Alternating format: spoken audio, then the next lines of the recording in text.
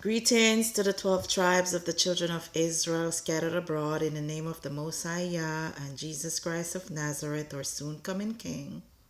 Happy Sabbath. Today we're covering the topic of slavery, reparations, recompense, and why the children of Israel went into slavery to begin with, and who are they. So as you can see, those are Negroes on the cane plantation in Jamaica, and there are Negroes scattered throughout the Americas, the islands, and all over at this time. So our people went into captivity because, as you can see, it started also in Egypt, where the Most High selected a group of people for himself, and he brought us out of Egypt under Moses, or general at that time. Since then, the Israelites have been scattered in various captivities, various forms.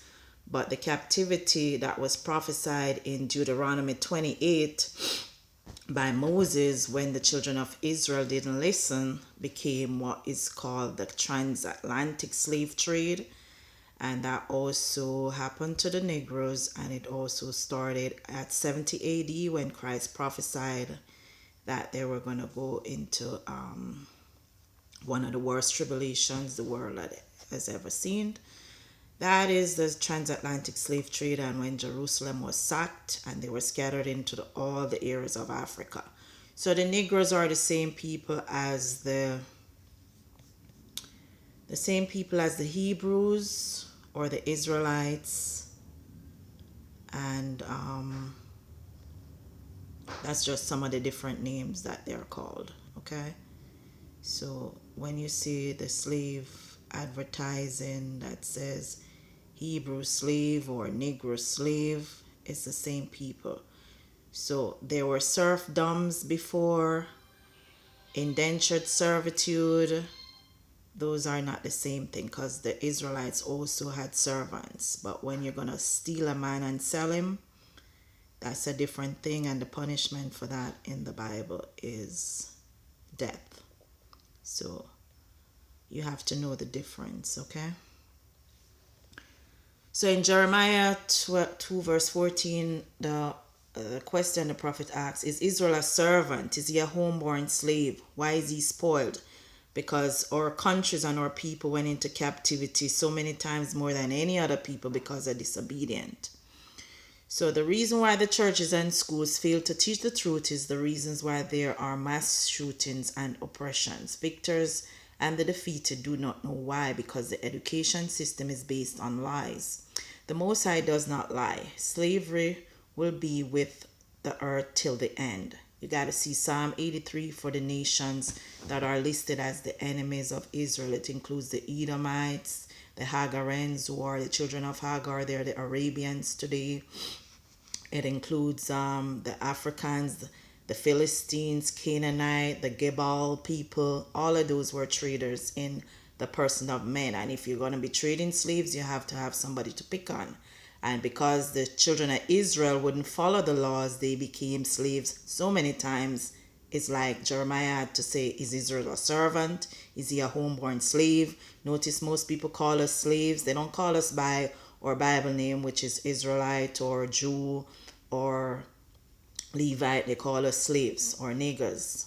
Okay, well, the word nigger comes from one of the prophets who were Jews at the time of Christ, Simeon called Niger, in the book of Acts 13 verse 1. So you can see Psalm 83 and get a Bible dictionary. It will break down who the enemies of Israel are and who sent them into slavery. All those nations are going to be punished. Okay. Revelations 2 verse 27, and it said, he shall rule them with a rod of iron, as the vessels of a potter shall they be broken to shivers, even as I received of my Father. So the same punishment they gave us, they're going to get it. This is the final book of the Bible, and it's only fair. It's called the Golden Rule. Do unto others as you'd have them do unto you. Revelations 13 verse 10, he that leadeth into captivity shall go into captivity. He that killeth with the sword must be killed with the sword. Here is the patience and the faith of the saints. So slavery started from the beginning. The type of slavery Joseph went into, his own brothers sold him into slavery. as there always be Judases amongst our own people as well, the people who will sell you out. So in Genesis 37, and they sat down to eat bread, and they lifted up their eyes and looked, and behold, a company of Ishmaelites came from Gilead with their camels bearing spicery and balm and myrrh, going to carry it down to Egypt. And Judah said unto his brethren, What profit is it if we slay our brother and conceal his blood? Come, and let us sell him to the Ishmaelites, and let not our hand be upon him, for he is our brother and our flesh, and his brethren are content.